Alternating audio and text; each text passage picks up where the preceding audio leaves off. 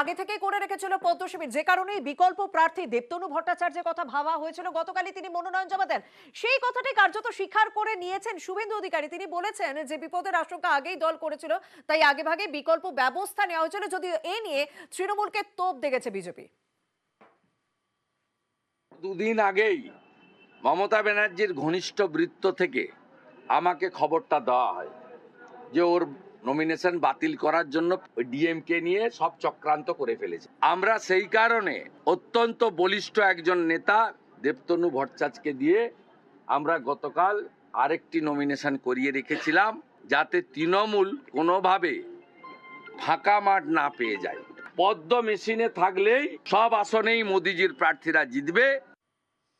তৃণমূলকে তোপ দেখেছেন শুভেন্দু অধিকারী, কিন্তু বীরভূমে যিনি তৃণমূল কংগ্রেস প্রার্থী, টানা 3বারের সাংসদ শতাব্দী রায়, তিনি কি বলছেন? তিনি বলছেন দেবাশিস ধর, তার জন্য তার সহানুভূতি যাচ্ছে। কারণ প্রার্থীপদ বাতিলে যদিও জেতাহারা নির্ভর করে না, কিন্তু শতাব্দী রায় তিনি তার জয় নিয়ে 100% নিশ্চিত।